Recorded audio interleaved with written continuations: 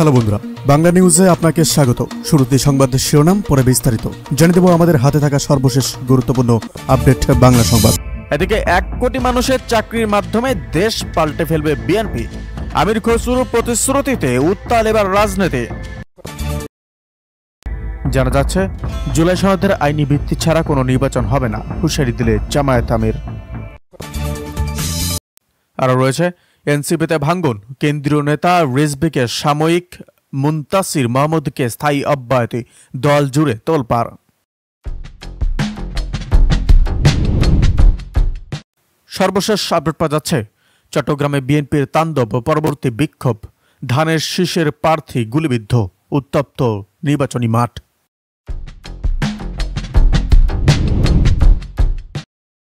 এদিকে ডক্টর ইউনূসের প্রশাসন থেকেই দোসরদের প্রশ্রয় দেওয়া হচ্ছে বললেন রিজভী। বিস্তারিত আলোচনা করব।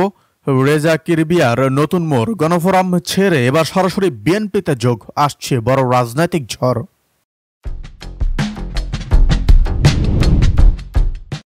বিস্তারিত আলোচনা করব।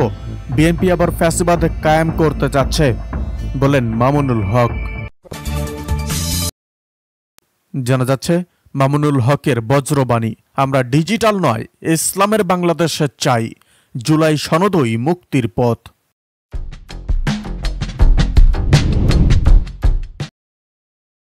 আরও রয়েছে গণভোটকে নির্বাচনের কাছে ঠেলে দেওয়ার চালাকি করছে সরকার, তাহেরের বিস্ফোরক অভিযোগ।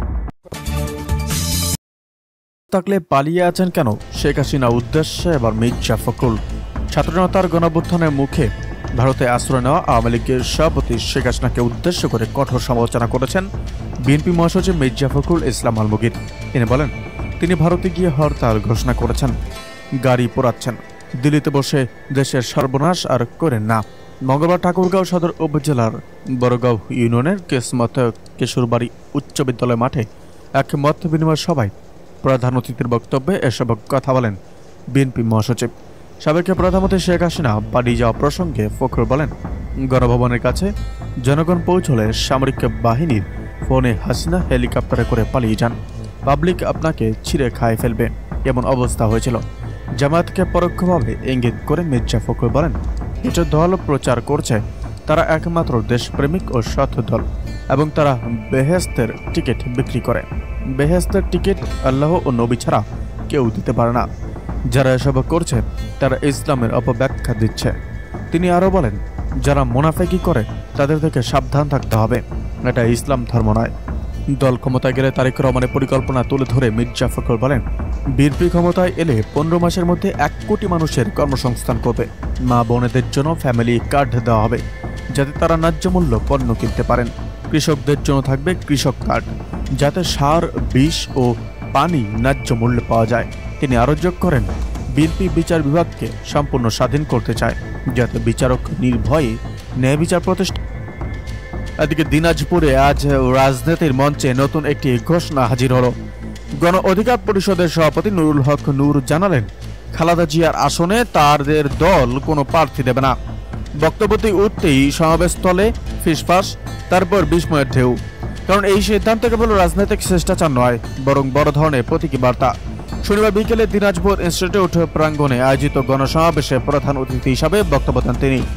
অনুষ্ঠানটির শিরোনামই ছিল গণঅভ্যুত্থানের আকাঙ্ক্ষায় নতুন বাংলাদেশ বিনির্মাণে, আর এই শিরোনামের মতোই ছিল বক্তব্যের সুর।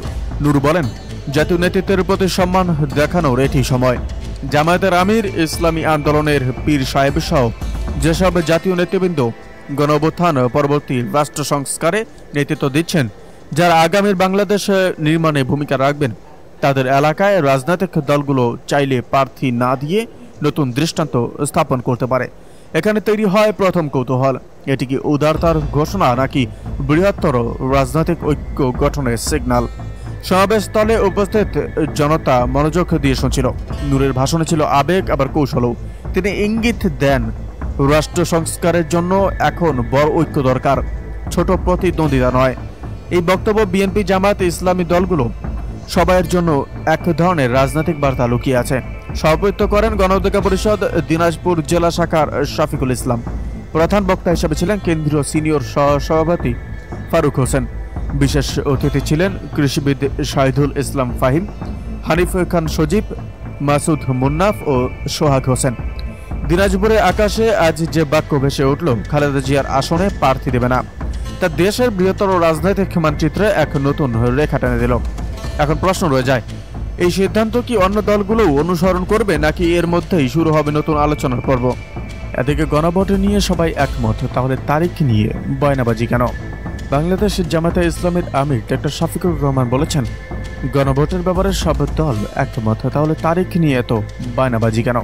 জুলাই জাতীয় সনদ বাস্তবায়নে সাংবিধানিক আদেশ জারি ও নভেম্বর মাসেই গণভোট আয়োজন, নির্বাচনে সবার জন্য লেভেল প্লেইং ফিল্ড নিশ্চিত করা সহ 5 দফা দাবিতে রাজধানী পল্টন মোড় আয়োজিত সমাবেশে প্রধান অতিথির বক্তব্যে এক কথা বলেন জামায়াতে আমির ডক্টর শফিকুর রহমান। আরও বলেন, যারা জুলাই বিপ্লব মানবেন না, তাদের জন্য 2026 সালে কোনো নির্বাচন নাই। আমাদের দাবি কম এবং খুবই সুস্পষ্ট। 2026 সালে নির্বাচন দেখতে হলে আগে জুলাই বিপ্লবকে স্বীকৃতি দিতে হবে, আর জুলাই বিপ্লবের স্বীকৃতি দিতে হলে জুলাই সনদের আইনি ভিত্তি দিতেই হবে। এই আইনি ভিত্তি ছাড়া কোনো নির্বাচন অনুষ্ঠান হওয়ার কোনো সম্ভাবনা নেই। মঙ্গলবার দুপুর 2টায় রাজধানী পল্টন মোড়ে এই সমাবেশের আয়োজন করে যুগপৎ আন্দোলনে শারিক 8 রাজনৈতিক দল। এদিকে মিডিয়ায় গালাগালি বা গলাবাজি করা নেতারা বিএনপির নেতাদের বাসায় গিয়ে ধর্ণা দেয় বলেন আব্দুল কাদের। মিডিয়ায় গলাবাজি করা নেতারা রাতের বেলায় বিএনপি নেতাদের বাসায় গিয়ে ধর্ণা দেয় বলে অভিযোগ করেছেন গণতান্ত্রিক ছাত্র শক্তির সাবেক ঢাবি শাখার আহ্বায়ক আব্দুল কাদের। মঙ্গলবার নিজের ফেসবুক আইডিতে দেওয়া এক পোস্টে এ অভিযোগ করেন তিনি। পোস্টে আব্দুল কাদের বলেন, একটা দলের নেতারা দিনের বেলায় হাক ডাক ছাড়ে, দিনভর বিএনপির নিয়ে বেফাস মন্তব্য করে, আর রাতের বেলায় বিএনপি নেতাদের বাসায় গিয়ে ধর্ণা দেয়। মিডিয়ায় গলাবাজি করা আপসহীন ওই নেতা এবং তার ইমাম সাহেব গত 15 দিনে 20টা সিটের জন্য বিএনপি নেতা সালাউদ্দিন সাহেবের বাসায় 3 বার মিটিং করেছেন। মির্জা ফখরুল ইসলামের বাসায় ধর্ণা দিয়েছেন এখন পর্যন্ত 1 বার। তিনি লেখেন, আসন সমঝোতায় বেটার নেগোসিয়েশনের কৌশল হিসাবে এমন উলট পালট বক্তব্য দিচ্ছেন আর ওই তথাকথিত আপসহীন নেতা। আত্মতৃপ্তির ঢেকুর তুলতে তুলতে ওই নেতা আবার সেটা বলেও বেড়াচ্ছেন। অথচ গণ অভ্যুত্থানের পরের চিত্র কেমন ছিল? পুরনো রাজনৈতিক দলগুলো তরুণদের কাছে আসবে, তরুণ থাকবে ড্রাইভিং সিটে, কিন্তু খোদ ইমামরা গিয়ে বসে থাকেন 20টা সিটের জন্য। আসন ভাগাভাগের কৌশল হিসাবে মিডিয়ায় গালিগালাজ করে বেড়ান, বাসায় গিয়ে বসে থাকেন, তবু আসন মিলে না। আব্দুল কাদের আরও লেখেন, বন্ধু বন্ধু বলে একদিকে ব্ল্যাকমেল করে, অন্যদিকে মাইনাস করে, গুটি কয়েক মানুষের মধ্যে দল কুক্ষিগত করে। মনোভাব এমন যে নিজের আসন সহ চাহিত আসন নিশ্চিত হইলে তথাকথিত আপসহীন নেতাদেরও বিক্রি হইতে সমস্যা নাই। এদিকে ঢাকার রাজনৈতিক আকাশে নতুন ইঙ্গিত। তারেক রহমানের সঙ্গে জুলাই শহীদ পরিবারের সাক্ষাৎ, আর সেখানে থেকেই উঠে এলো গুরুত্বপূর্ণ ঘোষণা। তারা বিএনপির সঙ্গে কাজ করতে